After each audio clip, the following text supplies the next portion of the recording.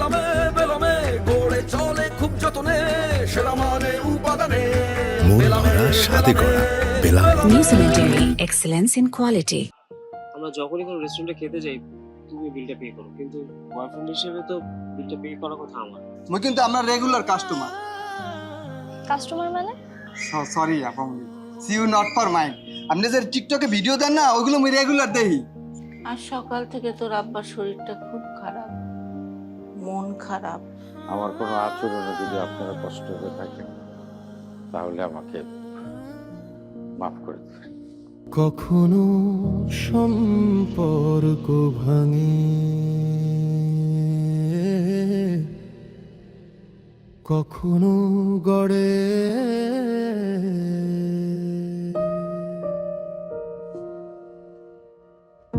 কখনো নিজেদেরই চিনতে পারি না। এই জীবনের ভিড়ে, এই শহরে হাসি কান্না বিশ্বাস অবিশ্বাস সব কিছুর পরেও হাত ধরি আমরা। দিনের শেষে বুঝে যাই আমরাই মধ্যবিত্ত পরিবার। সব বদলে গেলে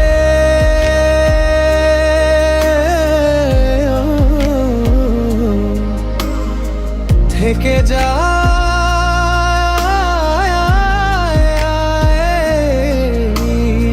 খোঁজ।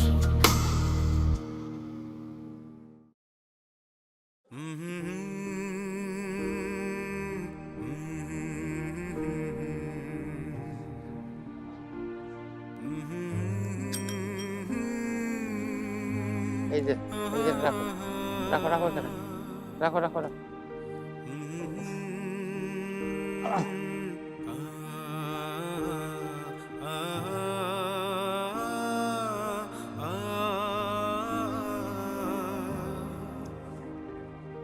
কত স্যার? কি কত? ইলিশ মাছ।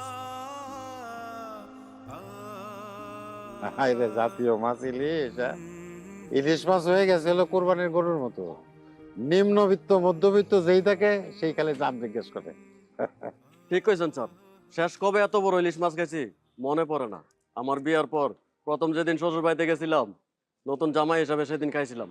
এরপর আর জীবনে ইলিশ মাছ ভাগে জোটে নাই। তা তোমার বিয়ে হয়েছে কতদিন? তো বছর 10। 10 বছর হয়ে গেছে তুমি ইলিশ মাছ খাও না?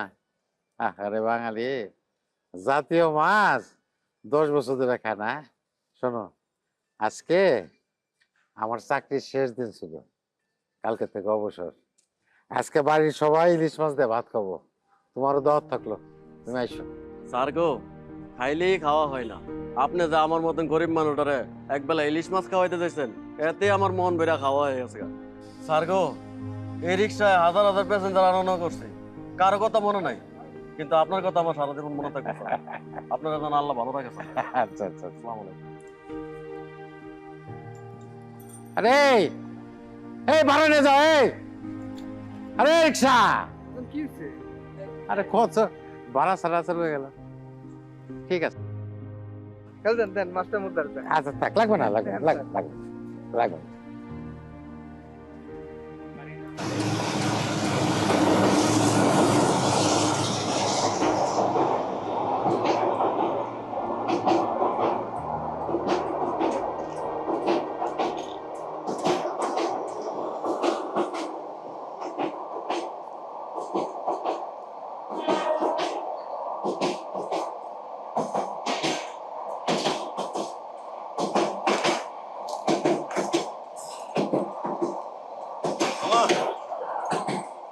কত কালেকশনের কি খবর? দোস্ত মাশাআল্লাহ, এই দেখ বেটা, আল্লাহর রহমতে মনে কর প্রথম দিন আমাকে মনে কর প্রফিট হয়ে গেছে বন্ধু। যাক, আর কি অবস্থা বলতো? আর ওই যে 2 নাম্বার গুলি যে মনে করছে কাকাই আছে, আমার মনে কিয়ামত তরি পর্যন্ত ওই মনে বাকি খাইতে থাকবো মানে এই খেলার টাকা আমি দিব না। তবে দোস্ত মন খারাপ করার কোনো কারণ নাই, মন ভালো করার এক নম্বর একটা গুড নিউজ আছে। কি নিউজ? তাড়াতাড়ি কর বন্ধু, সারা জীবন খালি মনে দুঃখ কর কথা শুনতে ভালো কথা শোনার মনে তাড়াতাড়ি কর, আমার ধৈর্য কিন্তু কম। আচ্ছা শোন, তুই রেডি তো? হ্যাঁ। আমার ব্যবসা মানে আমাকে দুজনের ব্যবসা দাঁড় করানোর লাগিয়া নতুন ইনভেস্টমেন্ট পাইতেছে। কি করছো আল্লাহ, তুমি মুক্ত দেখাইছো বন্ধু। কেনা শোন ধৈর্য ধরে শোন। ইনভেস্টমেন্ট বাইরের কেউ না, ইনভেস্টর হলো গিয়া আমার আব্বা। কাকায়? আব্বা। তোর আব্বাই? ও আব্বা। লোকটা সারা জীবন মানে এখন রিটায়ার করছে না? রিটায়ার করছে। কয় টাকা পাবো চাকরি? এই টাকা তোরা দিব? আর বাট অফিস থেকে তো সে টাকাটা পাইতেছে। শোন আব্বা আমার নিজের মুখে বলছে আমাকে ব্যবসা দাঁড় করানোর লাগিয়া সে আমার নগদ 2 লক্ষ টাকা দিব হেল্প। বিশ্বাস হয় না? আব্বা নিজের মুখে কইছে বেটা। দেখছস চান কপাল তুই বেটা। বাপ আছে না তোর? বাপ ওই লোকে বট ছায়ার মতো, বুঝছ নাই? বট গাছ একটা, যে কোনো বিপদ আপদে আমাকে বাপ তোর কাছে আয়া পড়ছে। আর আমার বাপও নাই মাও নাই, এতিম পয়সা হইস, বুঝছ নাই? এখন তুই দুঃখের কথা কবি? এত বড় একটা সুখের খবর দিলাম, আরেকবার বুকে আসবি না?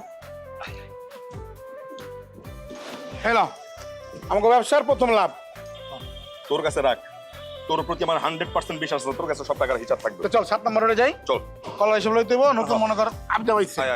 টাকা এবারে ইনভেস্ট করবো, বুঝলি? ভালো লাগতেছে। আল্লাহ ভরসা। বাপের একটা দোয়া আছে না বেটা? দাও বাদ দাও ওকে।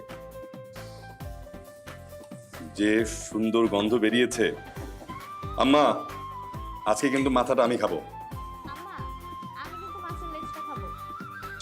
তোরা দুই ভাই বোনই তো টেকটাপ থেকে তেঁতুলিয়া সব নিয়ে নিবি, আমরা তাহলে কি খাবো? হ্যাঁ আম্মা, আমরা তো ঢাকায় থাকবো, মাছের মাঝখানে অংশগুলো আমাদের ভাগ করে দাও। আচ্ছা দাও দাও দাও। ঠিক আছে, ওদের দাও। হাওয়াইতে প্লেটটা নিয়ে যাও। এই তোর লেজ কই? তোর লেজ নাই। আচ্ছা যা, সান্ত্বনা পুরস্কার। আবির মা অসাধারণ রান্না হচ্ছে। ঠিক আছে, আমার মায়ের হাতের রান্না। শাশুড়ি আম্মা বেঁচে থাকতে হাতে ধরে শিখিয়েছে, সেটা কি ভোলা যায়? হ্যাঁ, শোনো, তুমি তোমার মেয়েদের আর বৌমাদের এই রান্নাটা শিখিয়ে দেবে, তা না হলে আমাদের যে পরবর্তী প্রজন্ম ওরা কিন্তু এই রান্না মিস করবে। একদম ঠিক কথা। এই শুনছো আব্বা কি বললো? রান্না বান্না তাড়াতাড়ি শিখে ফেলো। সময় করে সব শিখে নিব। আমি কিন্তু আজকে অলরেডি শিখে ফেলছি অর্ধেক। তাহলে তুই অর্ধেক খা। যেহেতু আজকে অর্ধেক শিখে ফেলছিস, তাহলে বাকি অর্ধেক শাশুড়ি হাতে মাইক খেতে শিখে ফেলছিস। ভাইয়া, তুমি কিন্তু আমাকে সবার সামনে অপমান করার চেষ্টা করছো, আমি কিন্তু খাবো না। এই বোকা নাকি তুই? তোর সাথে আরেক মজা করেছি।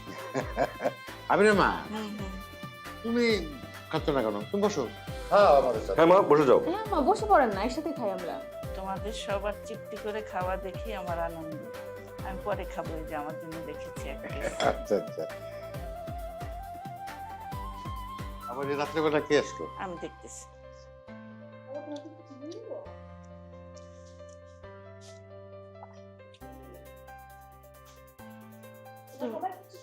তুমি নাকি দাওয়াত করছো? দাওয়াত? কাকে? এক রিক্সাওয়ালা বললো সে দাওয়াত প্রাপ্ত রিক্সাওয়ালা। তাই নাকি? তাও তত্ত্ব রিক্সাওয়ালা, ব্যাপারটা খুব ইন্টারেস্টিং। ও হ্যাঁ, একজনকে দাওয়াত করেছিলাম আমি, আসছে? হ্যাঁ, ডাকো।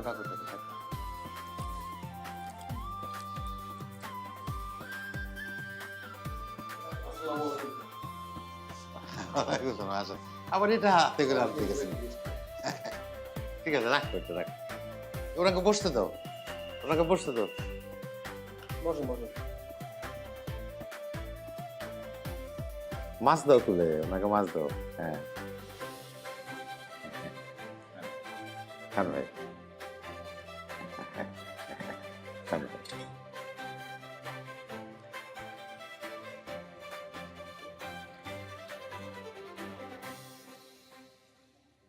ওয়াও,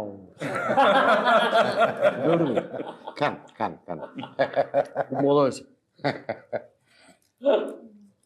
এই তুমি একটু নাও না, এখানে চিকেন আছে, নাও। না, আমি আর কিছু খাবো না। আব্বু তোমাকে একটু দেবো?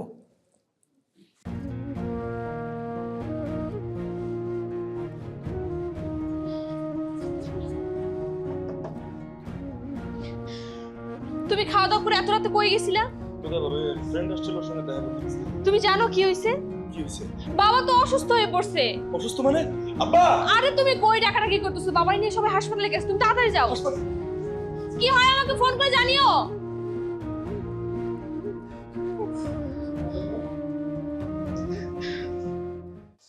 অনেক আগেই ওনাকে বলেছিলাম এনজিওগ্রামটা করাতে, কিন্তু এই অসুখটাকে কেন উনি অবহেলা করলো আমি ঠিক জানি না। ওনার হার্টে 2টা ব্লকেজ ধরা পড়েছে।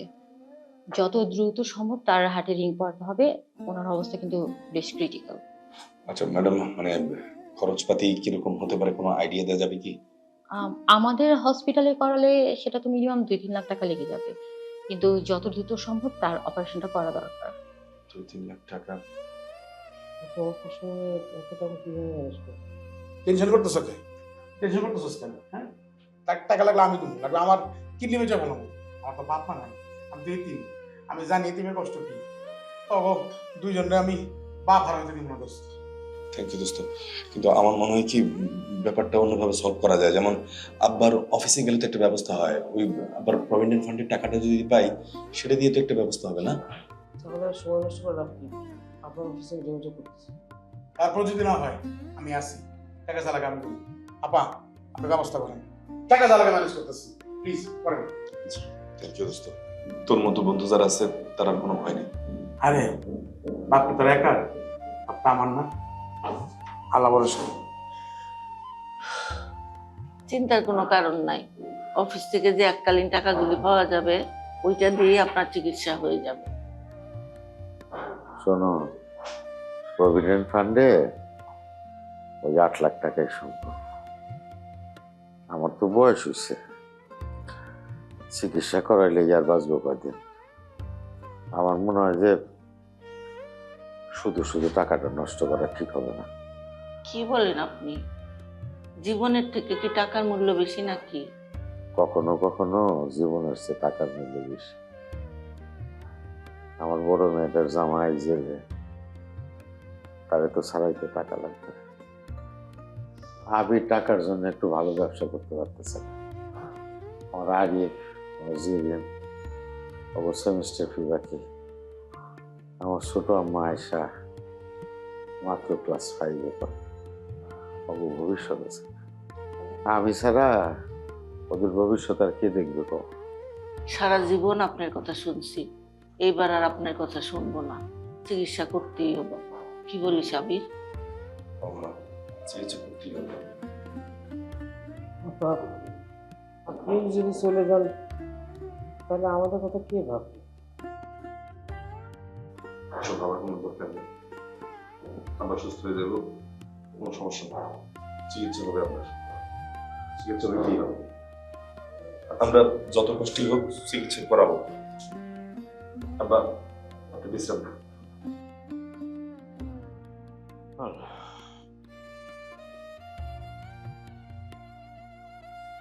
চিকিৎসার পিছনে সব টাকা খরচ হয়ে গেলে পরিবার নিয়ে আরো বড় বিপদে পড়তে হবে। না, আমাকে এখনই হাসপাতাল থেকে পালাতে হবে। নিজে বাঁচতে গেলে পরিবারটাকে বাঁচাতে পারবো না, এখনই পালাইতে হবে আমাকে।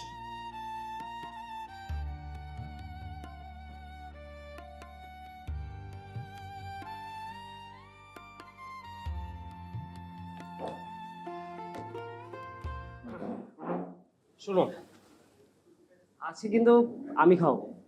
আচ্ছা তুমি খাওয়াবা কেন? আজ কোনো বিশেষ দিন? কোনো স্পেশাল ডে না, কিন্তু চিন্তা করে দেখলাম যে বিয়ের পর তো তোমাকে খাওয়াইতে হবে, তাই বিয়ের আগে থেকে প্র্যাকটিসটা শুরু করে নিলাম। ওকে, তো ডাক দাও, কি অর্ডার দিবে দাও।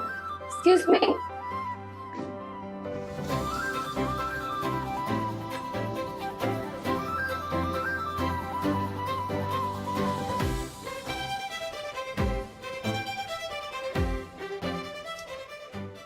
তুমি খাওয়াচ্ছ তাই তোমার যেটা খুশি সেটা অর্ডার দাও।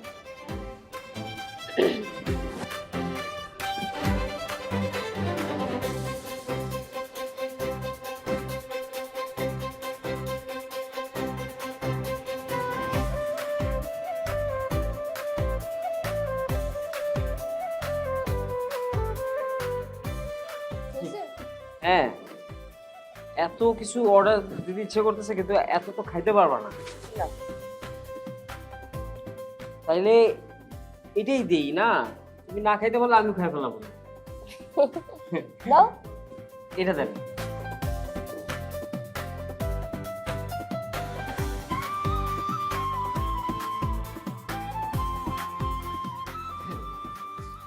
এখন বলো তোমার বাসায় আমাকে কবে নিয়ে যাচ্ছে? জান, দুনিয়াতে এত জিনিস থাকতে তোমার আমার বাসায় যেতে হবে কেন? তাছাড়া আমাদের মতো মিডল ক্লাস ফ্যামিলিরা যদি বাসায় মেয়ে নিয়ে যায়, কপালে অন্য বিপদ আছে। কি আশ্চর্য, আমি কি খালি বাসায় যেতে চাচ্ছি নাকি যে কোনো বিপদ হবে? আমি যেতে যাচ্ছি তোমার ফ্যামিলির সাথে, আমাকে পরিচয় করে দিবা, আঙ্কেল আন্টির সাথে পরিচয় করে দিবা। এখন বলো কবে নিয়ে যাবা? কি আশ্চর্য, বাঙালি মেয়েরা তো বয়ফ্রেন্ডকে প্রেশার দেয় তার বাবার সাথে দেখা করার জন্য, তুমি উল্টা আমাকে প্রেশার দিচ্ছ আমার বাবা মার সাথে দেখা করবা। ব্যাপারটা সিনেমা থেকেও সিনেমাটিক হয়ে যাচ্ছে না? দেখবা এরকম একদিন সিনেমাটিক হয়ে আমি তোমার বাসায় হাজির হয়ে যাবো। আর সেদিন আমার বাবা মাকে পিটাতে পিটাতে বাসা থেকে বের করে দিবে। আরে দোস্ত, তোরা এখানে? কি ব্যাপার তুই এখানে? দোস্ত, ক্ষুধা লাগছে, খাইতে আসছি। আরে লিজা, কি অবস্থা? ভালো। বস না। বয় না, এখানে বয়।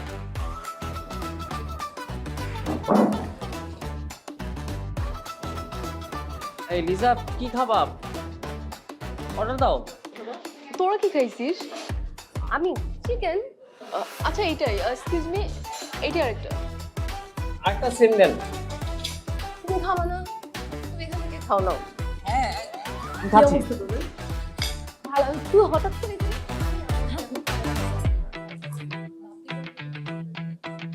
ভালো করছো।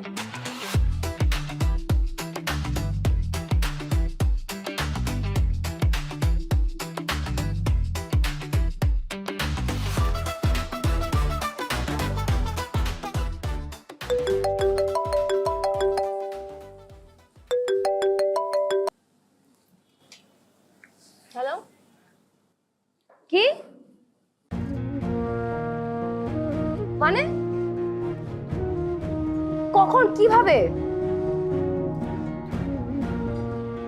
কোন হাসপাতালে? আচ্ছা আচ্ছা, আমি এখনই আসতেছি। হসপিটাল মানে? আরে আমার কাজিন অ্যাক্সিডেন্ট করছে, খুব সিরিয়াস অবস্থা, আমার না এখনই যেতে হবে। চল আমি সামনে যাও। হ্যাঁ, আমি আসতেছি। চল চল তাড়াতাড়ি চল।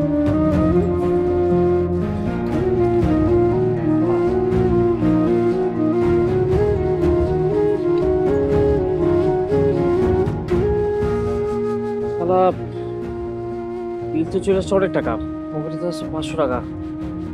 কি করি? দাঁড়া দোস্ত, প্লিজ তুই আমরা বাঁচা। আরে গার্লফ্রেন্ড নিয়ে খাইতে আসছিলাম, বিল হওয়ার কথা ছিল 500 টাকা, কিন্তু বিল হয়েছে তো 800 টাকা। তুই একটু 7 নম্বর রোডে মাথায় আয় না, রেস্টুরেন্টে।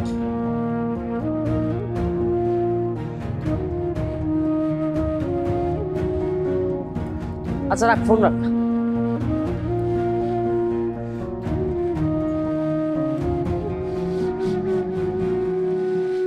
দোস্ত, তুই 7 নম্বর রোডের মাথায় আসতে পারবি? আমি একটা ঝামেলায় পড়ছি, আমার 250 টাকা খুব এমার্জেন্সি দরকার। তুই একটু আইসি, একটু বিপদ থেকে উদ্ধার কর না। আসলাম।